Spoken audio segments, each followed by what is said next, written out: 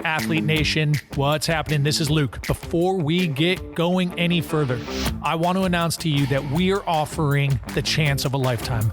We have the gift that just keeps on giving and that's right. At the Power Athlete Shop, if you purchase a gift certificate of $75 or more, you will automatically be entered to win a life-changing coaching experience from John Wellborn, Tex McQuilkin, and the Power Athlete Block 1 Coaching Network, well in excess of $3,000. The package includes a 360-degree initial assessment, 10 live coaching sessions, custom programming, custom nutrition to support your training and your goals. This is life-changing. You can take it and you can use it. Or, hey, maybe you give this as a gift. So, ladies and gentlemen, if you want to learn more about what we have going on, winners are going to be announced on Christmas. So, head to the link in the show notes or go to pahq.co/miracle. Back to it. We're recording on the camera? The camera? For Yes. YouTube? I believe you put the wrong emphasis on the wrong syllable. So we are recording on the camera.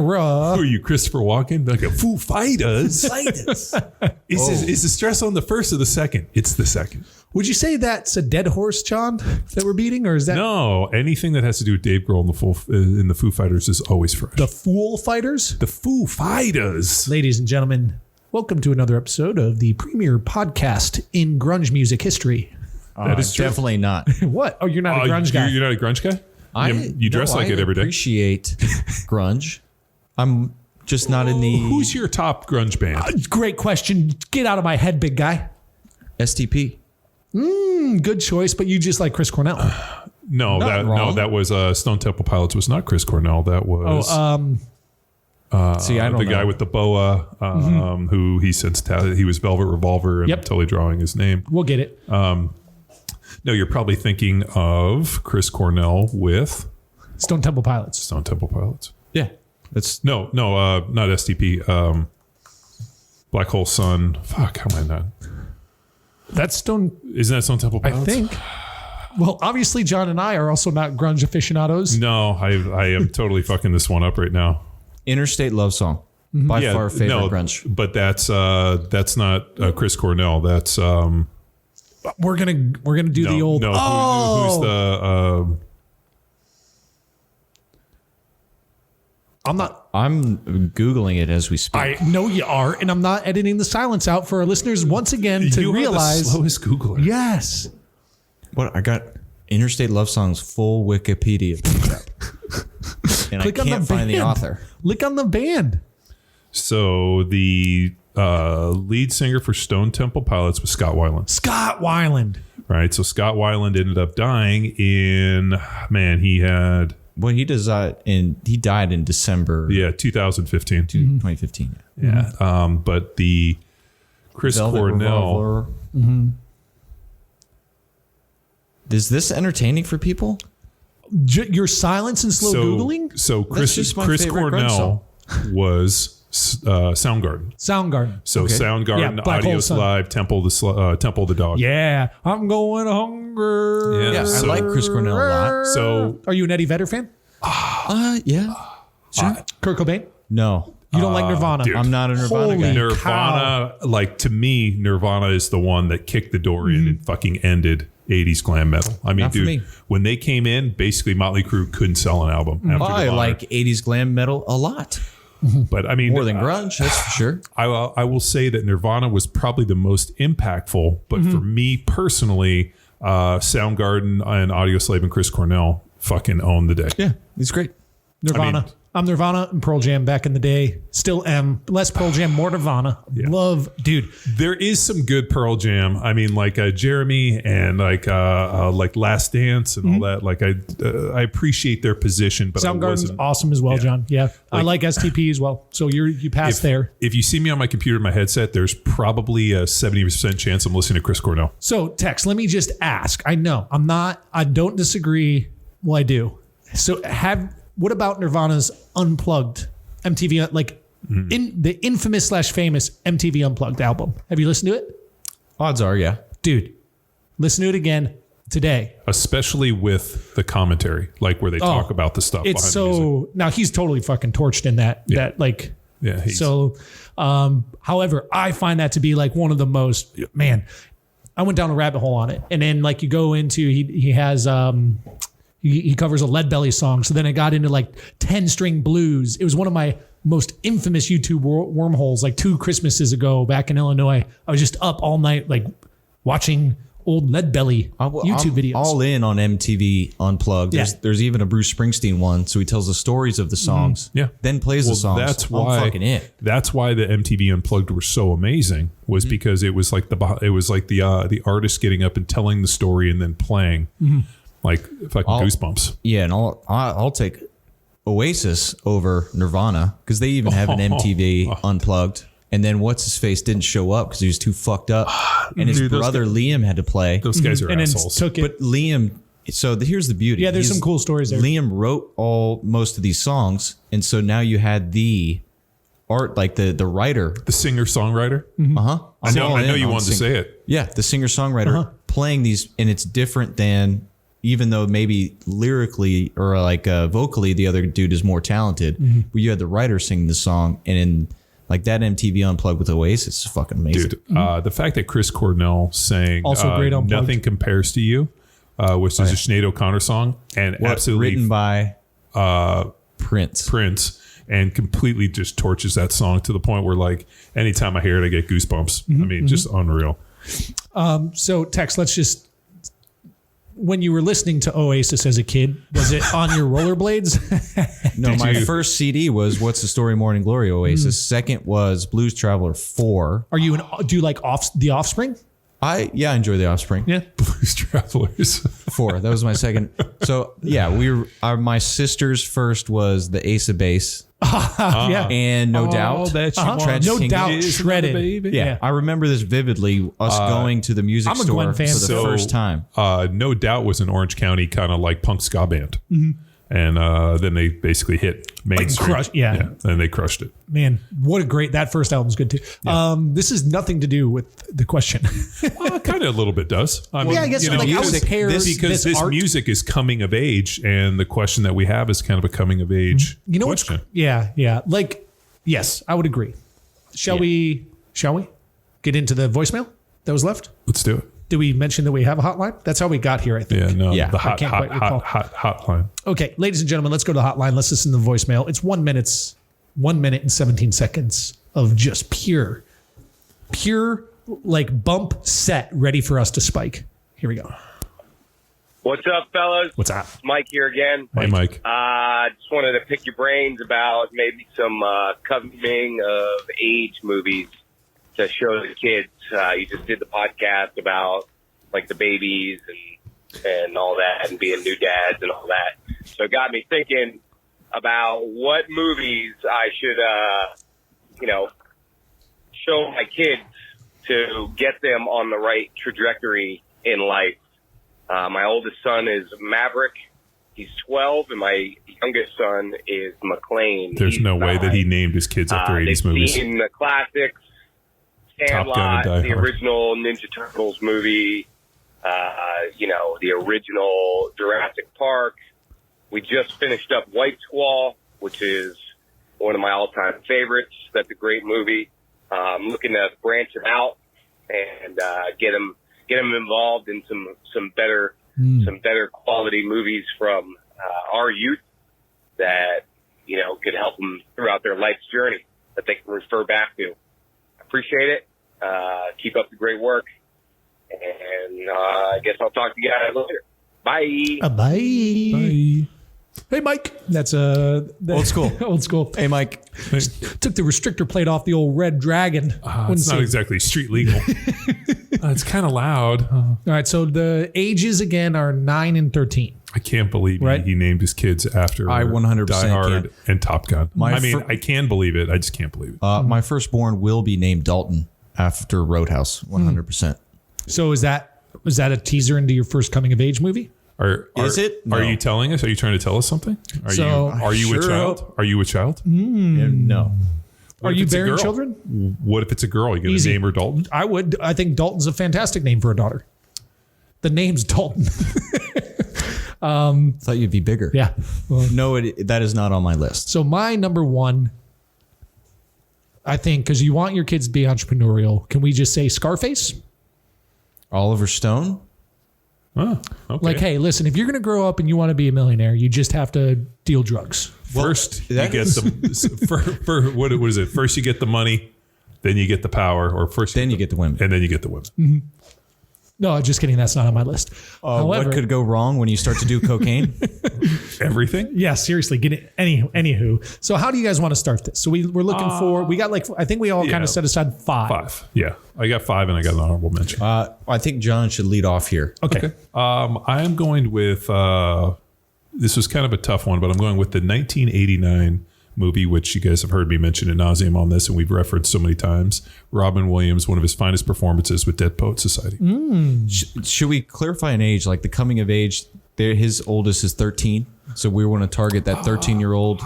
Yeah, but I don't know. Here was going to be my, Or is at any moment a coming of age opportunity? I think, yes. Okay, cool. Yeah. I think that the movie, even though like if you were to say, hey, for that age group, the coming of age movie should be Stand By Me, which is another great coming of age movie, which kind of falls a lot of Catcher in the Rye, the idea. But I think like I'm looking at not age specific. I'm looking at what I thought were coming of age movies of all the things that I saw. Also, because I was jamming Tex up, he did have good suggestions, but why not jam them?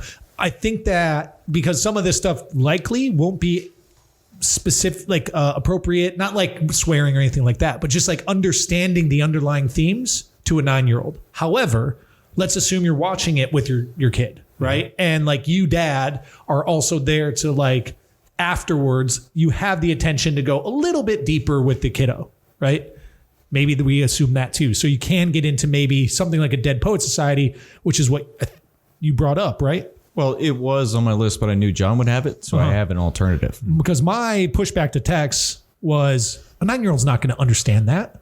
However, if you're there with dad, that's also my qualification is like, he can explain some of the underlying themes. Or I was pushing back on Tommy Boy. Shh.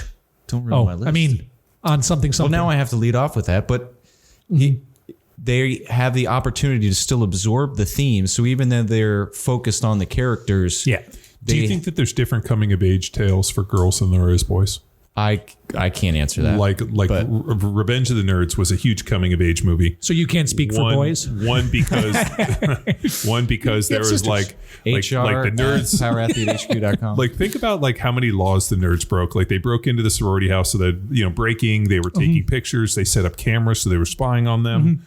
Then the dude, there were so many things that like I look at now, I'm like, man, this would be such like these guys would be in jail with so many lawsuits. Like, this would be awful. But like I was thinking like as a boy, we were like, this movie's awesome. I could imagine if a girl watched that movie, she'd be like, holy shit, nerds are going to break into our place and install video cameras into our rooms. I do think my suspicion, John, is that for the younger the kiddos, and so we'd have to tap somebody in who knows, but the younger the kiddos, the more the protagonist has to resemble them. So a movie like, what do you call it? What was the one with the boat? Sisterhood of the Traveling Pants. Katniss Everdeen. That I just read that book. Hunger Games. Yeah, The Hunger Games, which is an original book, not ripped off from anything. But what is that? The Hunger Games. So Hunger Games was interesting because the Hunger Games actually got a lot of girls into bow hunting. Right, in archery, right. Yeah, in archery. So there's an example of where you have a protagonist who looks like you, acts like you, has the same type of mentality as you. You can make it more relatable. But if you watch, like when Ruby watches one of my coming of age movies, Predator, like I don't think she's going to understand how important the team dynamic is watching Arnold and his crew go against like an unstoppable force. She's not going to understand Billy where he's like, if it bleeds, we can hunt it. Mm-hmm. I don't know if she will. I'll make sure she will through pure repetitiveness. We'll watch the movie every day until it sinks in. Dude, I remember watching Revenge of the Nerds and like watching him and like realizing like we totally would have been alpha betas with my brothers and I. And like, yeah, you need to go get those nerds. God, I love that movie to this day. So Tex, you're going with? I'll lead off now with Tommy Boy. Because of spoiler alert. So it is a coming of age tale that a dude was tempting to follow in his father's footsteps, and he had everything given to him in life, but he had to find his own way and find his own voice within the business. And the value that he had, because he had a teammate, a pal, a buddy, stand by and believe in him and call him out for a lot of his bull. He didn't believe in him Shit. at all. Yeah, he did. Eventually. No, because he was forced into belief. You could argue it's as much a coming of age tale And that's for what Richard as it is Tommy. And that's what I'm getting at. So where the hero is painted as old Tommy boy, you have the opportunity of, even if you are forced into a partnership or a team working on a project, or later on a business opportunity with someone you don't get along with, you have the opportunity to find a common ground. Yep. And find your voice. Both of them found their voice. And there is shtick, there's physical comedy, there's one-liners, there's zingers in there. So while a 13-year-old, as I'm watching it with my dad, I was not absorbing the theme, I wasn't picking up on the themes, but eventually over time it found its way into how I interact. I barfed on an anthill. They look pissed. Bees, they're everywhere. Bees. So Yes, so That's- I'm leading off with Tommy Boy, and it's great for that 9 to 13-year-old boy, because then you get some comedic shtick in there, get some one-liners and some ribs, but it also has some solid themes. and I selected Predator mostly because I just love the movie. I'm not going to lie.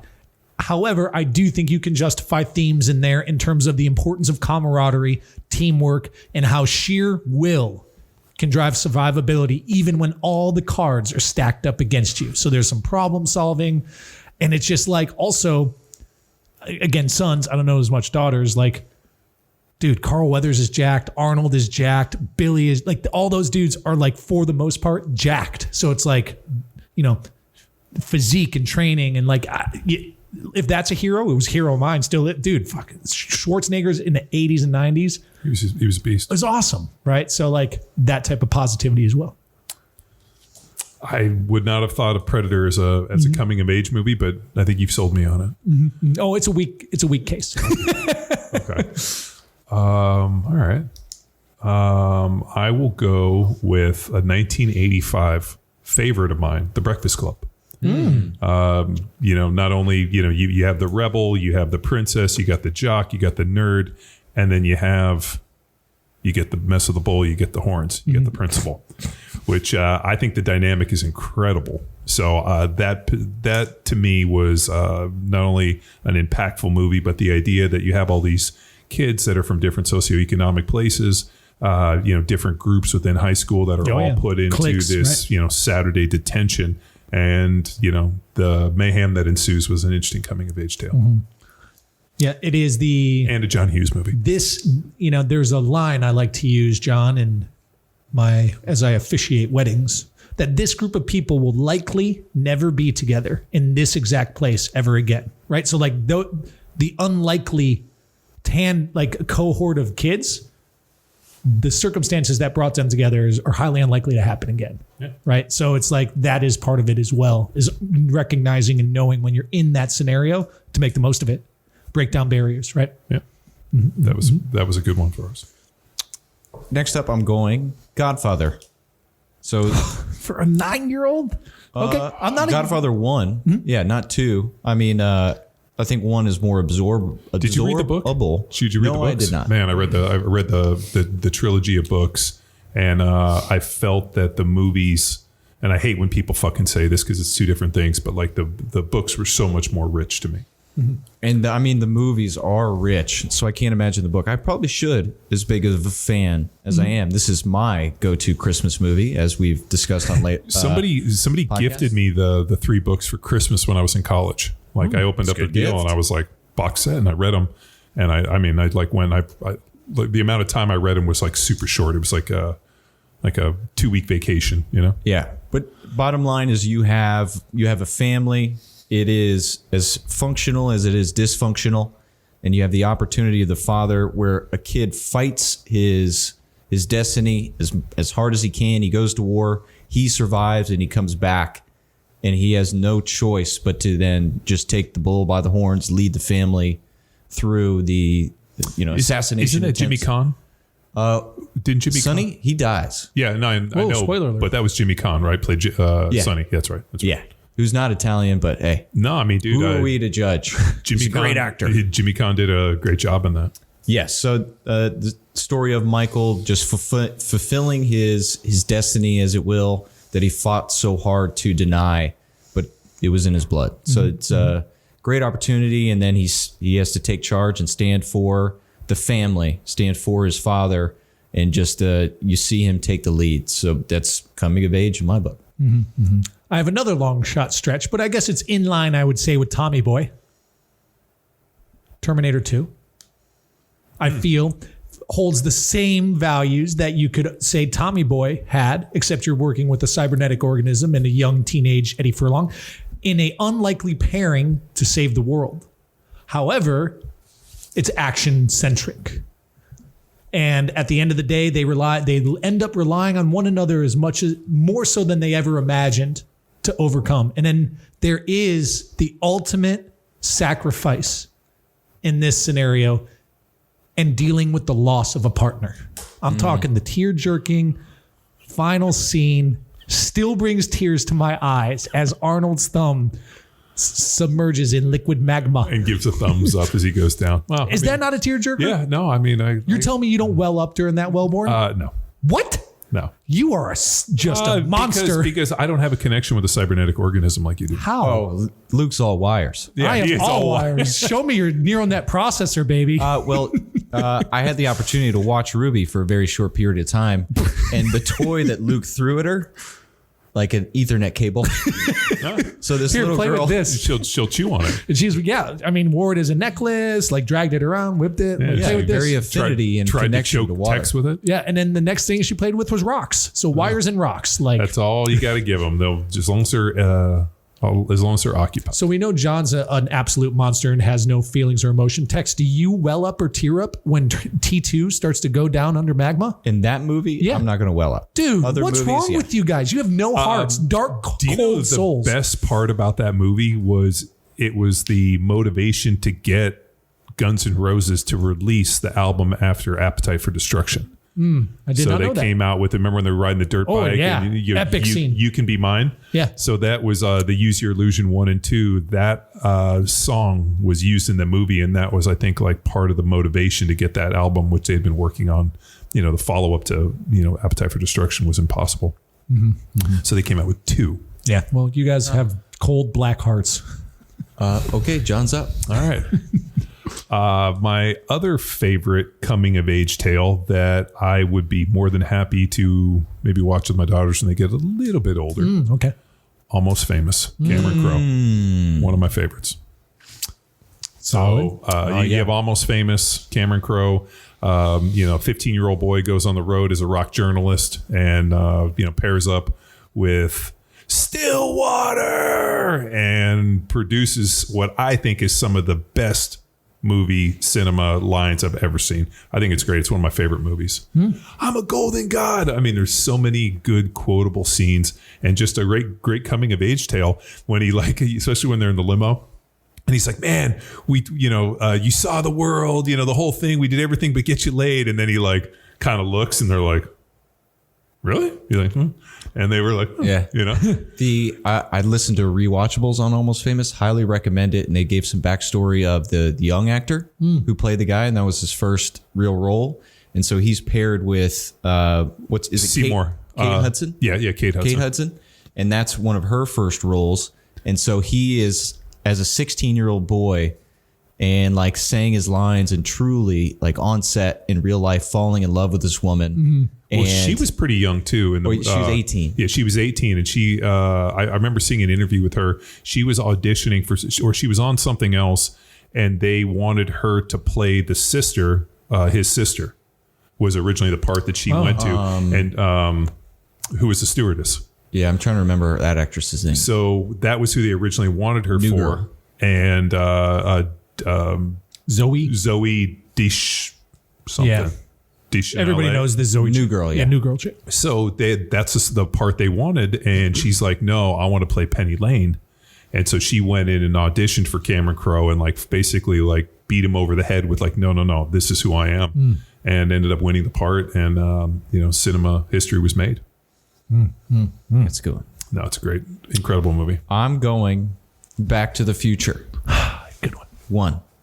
So you get the opportunity of you as a teenager, and your parents are trying to bestow lessons upon you, and like, you don't know, like you're not, and they were that age. Well, so my this only kid problem with Back to the Future is it doesn't adhere to any of the rules of time travel. No, well, we've on previous episodes, Dr. Kara Miller episode, we went through the different time travel theories, and it does have a line in there. T2, we want to talk about whatever. Anyway, but Changing the past doesn't change the future. There are different theories, and this does follow one of the theories. T2 is a different theory. Anyway, this is the grandfather paradox, if I remember correctly. Yes. And it does change, but we spent way too. I spent way too much time analyzing and reading about these different theories, and the grandfather paradox we viewed is impossible. All of these are impossible, but this is about a movie and a fictional story where you have the opportunity to then live through and see your father's impossible, but you get the opportunity to be 18, 16, or however old they are, walk a mile in your father's shoes and like be his best friend for a week and see that he went through the same struggles and experiences you did. I mean, speaking from that And for you. Yes. And you have the opportunity to then, I guess within the movie, put him in a position to be the hero to change his life. I appreciate it. I mean, it's a PG. It's right in our age range to maybe show a theme and a story that you couldn't articulate or tell to your young buck. That's a good choice. Good choice. Yeah. Good justification. Back to the Future. I'm realizing I mostly have overcoming the odds tales.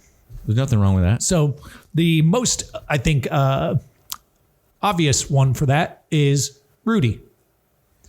So I think Rudy could be a good lesson coming of age, underdog tale, despite the fact that Rudy will never achieve the levels of the great players he's practicing and competing with. He still puts in all of the work and all of the effort, and eventually earns the respect and gets his moment. So I think that that's a valuable lesson in terms of coming to age. Yeah. So No, I think that's a great movie. I mean, the idea of perseverance and, working within it and, the odds stacked against you. And I mean, Vince Vaughn. Excellent movie. Liked it a lot more than Donnie or Marky Mark's Miracle? Untouchables. Invincible. or Invincible. Because Untouchables is great. and Untouchables is another great coming of age story, right? But yeah, I think Rudy's a great pick. So I'm going to go with my honorable mention before I go with my final number one rinse. 1985, there was a movie. It was a low budget movie that came out. And it was on HBO. I never saw it in the theaters. It was on HBO, and it was called Kids. And it was a tale from New York City about these kids that were, not of driving age, like 8, 9, 10 year grade, pretty young. And it was a tale that this one boy who was obsessed with basically being these girls' first time, he was all out about hunting virgins as probably a 13-year-old boy, and he effectively had AIDS. And these girls, the one girl gets AIDS, and then they go to a party, and the other girl passes out from drugs, and he has sex with her.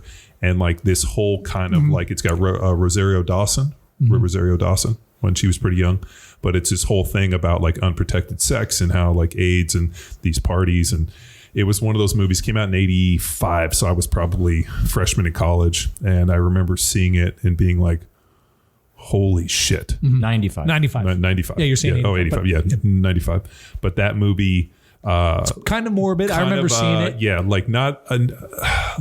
it is not one of those story arcs it's that not is the traditional story. It's not arc. a coming of age in terms of victory in this. It's a peeling back kind of the facade. Well, it's a story of truth, and if you make bad decisions and aren't on your fucking game, bad things are gonna happen. Recklessness to you. And I remember that movie was one of the first movies that I'd seen like that, and I remember seeing it and being like, holy shit. Like, Yeah. like unprotected sex, fuck that. Right. And so, and then also this feeling of like, I think I said that if I ever have daughters, they are going to watch this movie before they go to high school. Because it's kind of a morbid and cruel world out there. It can be. It's unfortunate these things. Yeah. At least back in Naperville, like there's some bad stuff that has happened out there with regards to things like that and cell phones and like dumb and drunk mistakes that kids make to ruin their lives. And like, I think that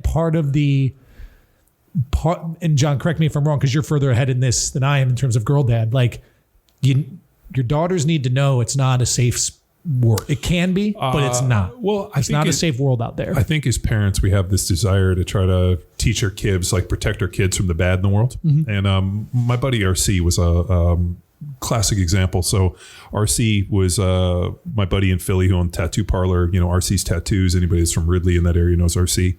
But I remember RC's got a little boy, and RC was outlaw biker, former pagan, and just all around kind of I guess you could say a fun individual for that. But his son is a pretty switched on kid, and I asked him one time, I'm like, your boy never got involved in any of that stuff. He's like, nah, he's super switched on. I said, how come? Mm-hmm. He's like, I never hid the world from him. I was always very honest about what was going on around him. And, like if this guy was fucked up or this was wrong, he's like, I never hid the world. He goes, what I think happens is when you become kind of educated in money and this, you want to create this like veneer, this facade, this cushy landing for your children and protect them from the evil and the bad in the world. And he goes, you do them a disservice because at some point they'll encounter it. And if you haven't prepared them, then they're not going to know how to react. So he's like, never lie to your kids.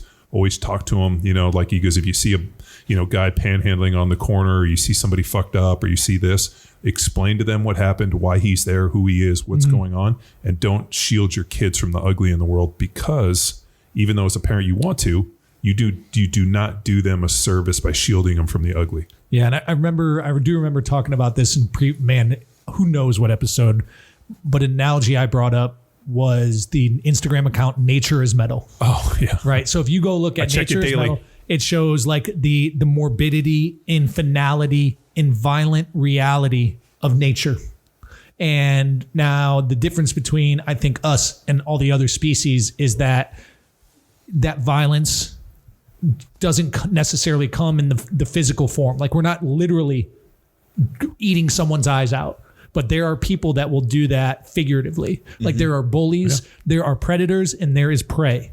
And it is all just a hierarchy. And no matter how fucking gnarly you are of an individual, there's someone more gnarly than you. And they can take you down if they want to in like a figurative sense, whether it's emotionally, spiritually. Like they can rip the morale out of your heart if they wanted to. Now, many people don't. But you got to be like, I think that we have to understand that fact, whether it's in a social dynamic at a bar, like it may even be violent, right? Like what Jeff Gonzalez was talking about, reading, like very unassuming people can do very violent things if they wanted to. So that's the world we live in. And going to kids, John, like I think that's the world, that world exists. Well, it is a reality. So this is almost, what's that? It's over, it's 25 years ago when that movie came out. The one thing which is pretty interesting is like, we don't really hear much about AIDS anymore. HIV. Right. Like it's kind of like I don't know if maybe Magic Johnson, like that kind of put it at the forefront. And then all of a sudden, like he's, they can't find it in his body. So who knows how that all works. But I remember AIDS and HIV was like, at least the way I remember it, was kind of partitioned within like the gay community. And this was something that or drugs. Yeah. Or right? Drugs. Like share needles. Yeah. Intravenous drug users and like the gay community. So it was real big because I, lived in Berkeley. San Francisco was real close. So it was kind of real prevalent. And like this movie was the first time I'd seen like, no, this happens to normal people too. This happens to these kids and unprotected sex. And so I think that was a really powerful, impactful movie in that point. But realizing that like very few people are going to have your best interest at heart. So you have to,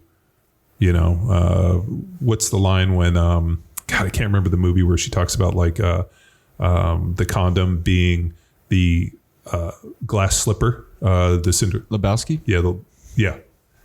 who's on Labasco, she talks about it being like the glass slipper. No. Fight Club. Yeah. That's what Marla. it is. Yeah. When Marla talks, that's right. Fuck, I can't believe I forgot that one. But I think Kids is one of those movies where I think what we do by shielding our kids is we don't protect or we don't prepare them for the ugly that's out there. And I think that movie was one of the first times I saw a movie where it was younger kids and, put this at a forefront. I mean, you imagine being 13 years old and the first time you have sex with this individual and he has, just like the emotional, like to have to get some saddled. And I think back 25 years ago, it was like an instant death sentence.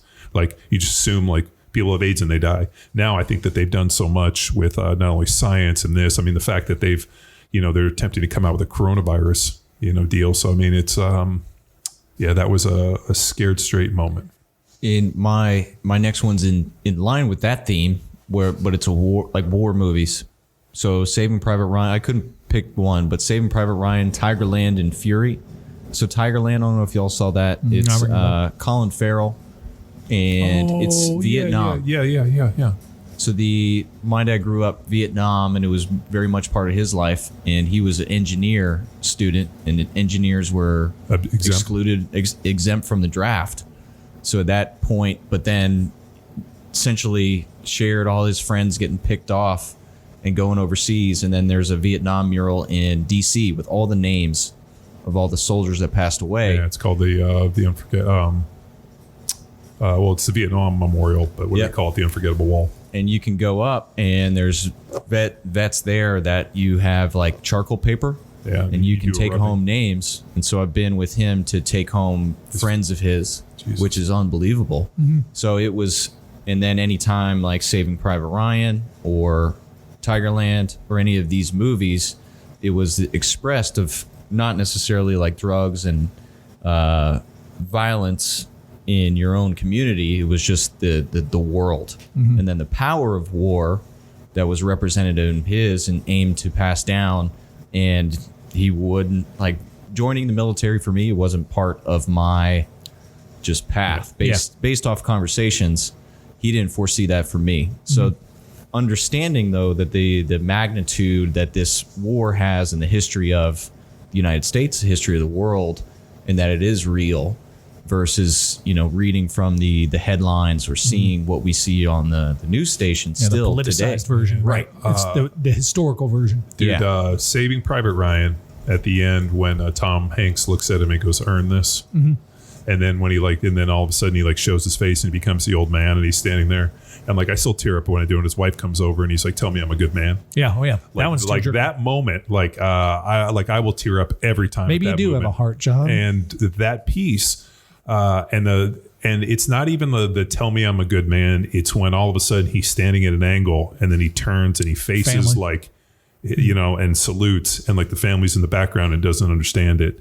And seeing here that now here he is standing there replaying every moment in his life was gifted to him by this guy that died on a bridge that is just a tombstone here in France. Because they stormed the beaches of Normandy, and I think they were all buried there. So just pretty amazing. And the wife being like, "Well, who's this?" And I remember seeing the movie, and all of a sudden when they flashed the headstone, where's he from? I don't know. Philadelphia, Pennsylvania. And I was in Philly, and the whole fucking place erupts.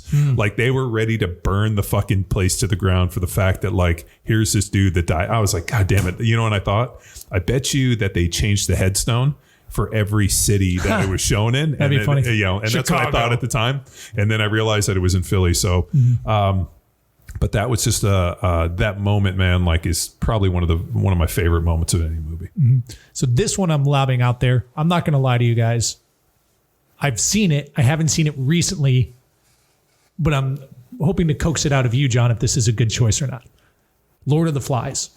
And I remember it just being one of my favorite books. So I remember watching that as a kid and it having an impact on me. I remember the movie. I remember it being kind of scary of what, again. You got to add that to your book reading. Yeah, list. you got it. I'm on it. Yeah. And so I guess, I don't know if it was a positive impact, but it certainly was something that has stuck with me. And there could have been an opportunity for my folks to go beyond it just being a film and talking about chaos and leadership and conflict, right? So in the absence of true leadership, false prophets appear, which is what I coined in the NFL, and the idea of like, what is it? The Jack London, we're only a few generations removed from drinking the blood of our enemies from their skulls, kind of a deal. So like, it's pretty interesting to see when all of a sudden, if you remove any authority or you remove, like any kind of like structure, that all of a sudden people boil down into their most basic, versions primitive self. And, if you think like nature is metal, like totally, we're not that far removed. I mean, I'm a huge fan of like the History Channel, and the one that I'm really been stuck on lately is anything that has to do about the Vikings. I think the Vikings are by far like the most interesting of any of the groups, for the fact that like they just recently found a ring that had Arabic in it in a tomb of like a Viking warrior from like the 1200s. So the fact that like their trade routes were so big that they were going to the Middle East and, America and the whole deal. So, I mean, those guys were just, history's classified them as just these like insane murderer / barbarians, but they were actually these super skilled traders and, artsmiths. So I'm always pretty fascinated with that. So what do you got? My final one, which you guys are going to be like, we got it, was Good Will Hunting. Fantastic choice. Yeah. So another Robin Williams one. I mean, we've fucking beat that one at nauseum with all the different quotes and whatnot. But the idea, and the one that I always love, is when he gets into the argument with his college roommate, and he goes, do you know why that he, hangs with these guys? Because they'll take a fucking bat to his head. Or they'll take a bat to your head for him. And he's like, it's called loyalty. It's something he didn't have as a kid. And like that idea of, and you guys have heard me talk about, like, if children don't feel loved at home, especially girls, they will go out and search for that anywhere they can find it. So that big part of like hugging your kids and being like, the people that are in charge, I guess, what's the right word? Charged with taking care of you, have to provide you with, safe, comfort, education, all these key factors. And if they're not, then people will not develop. And, he was a super smart kid, and just an interesting coming of tales, because here he is and, getting ready to go into the, jail system. And, because he's so intelligent, he gets pulled out, and, love won, love lost. It's to me, it's a great tale. Oh, it is good. Yeah. My final one, and I couldn't give a top 5 without including Mr. Kurt Russell. Oh, I thought you were going Twister. No, come on. That's the best divorce movie of all time. Anyway, but I'm going Miracle. Oh. The 1980 hockey. So they do a great job of representing history in the state of the Cold War and the country, and that, and how meaningful sports can be. So if we look at it from the respect of how a team of underdogs, a team of Rudies that played well together, were able to overcome these amazing, highly skilled individuals. And even in that, they have representative of the NHL All-Star team getting their dicks kicked in by the Russians. So then you take these college kids that complement each other so well and can get on the same page that they having one of the greatest sports upsets of all time. And then the chilling speeches in there. Just love the old locker room representation, and how a coach constructively calls out the individuals that then improve and rise to the occasion with their performance. So that going Miracle on that. I thought you were going to go Tango and Cash. Tango and Cash. As soon as you said Kirk Russell. Well, we got options. I mean, you want to hear my next 5? Are they all Kurt Russell movies? So my final, again, this is going to be, I think, justification for coming of age. Mostly an appeal for camaraderie. Shawshank Redemption. Ooh. And the idea being that even when everything is stripped from you, rightfully or wrongfully so, in the most unassuming times, it is the people around you that can like be your support network, and to like count those blessings. And then patience and time, like time and pressure, right? Like there's some that's very the cool. Count of Monte Cristo. Yeah. I mean, so you're talking about 2 movies. Like we talked about Stand By Me, being part of Catcher in the Rye, and then also Shawshank Redemption being, an homage classic. To that story arc. Revenge is a dish best served cold. And just, I freaking love Shawshank Redemption. Why am I calling Shawshanks? I know it's Shawshank. Do you think? I think Morgan Freeman makes that whole movie. There's a lot of subtlety to that movie that is very well done. But he certainly is a center stone in terms of being the narrator, and he's so good. And what blows me away is he didn't even become like a big actor until he was in his 50s. So like he was remember he got his big start in Glory. Do you remember you guys saw Glory? It was a movie about the Civil War, about the first that black. Was I didn't know that was his that was like the first all black regiment. I want to say the 140th or 1989 Denzel. And Morgan Freeman, that was his first. Yeah, he definitely. Yeah, this is all kind of coming together now. He didn't quite catch on till his 30s or 40s or something. And you think he was in his 50s? Oh, no kidding. He was 50s when he did that. And so I saw a really good interview with him, and he's like, if you have a dream, like, don't stop chasing it. Like, you don't know if it's going to be today, and people are so quick to abandon it. He goes, if I had abandoned my dream, I would have never gotten my break, which didn't come after hearing being told no and no and no, and then grew on and just become an incredible actor. What do you got, Tex? What are you learning right now? How old Morgan Freeman was? You have that Glory? learning face. I got his IMDb up. So 1989 was that movie? It was. What year was he born? Do you think John 37? 37. So do you think that? So he was what is that? That's 52. He was 52 when he got his break. So your girls are 8, 9 now. That's right. Have they seen Shawshank Redemption? No. Do you think they'd get it, or would they be like, "Oh, no, change it, Dad"? I think I don't know, because it can be a slow movie. I think for a kid, Yeah. it'd be a hard one to keep a 9-year-old engaged. I got one that I forgot that was great. Stand and Deliver.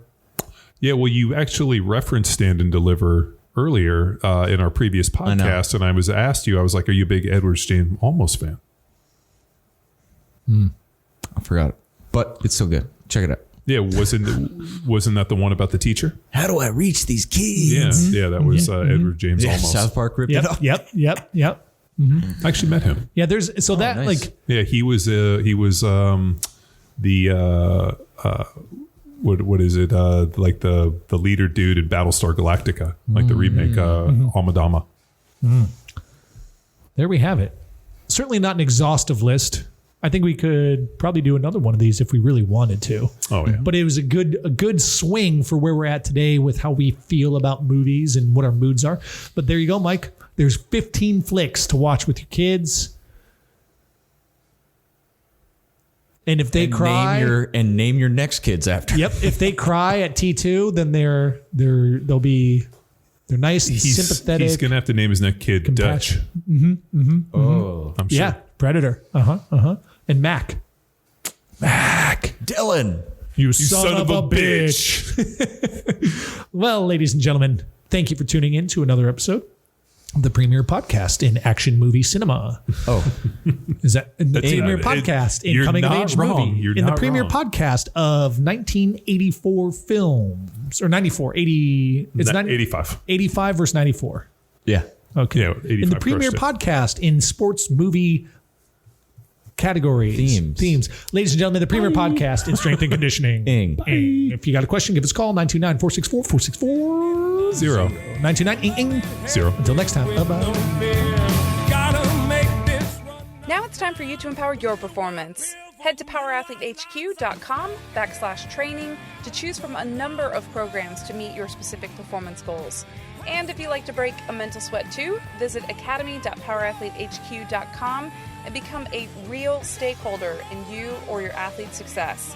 Until next time, bye!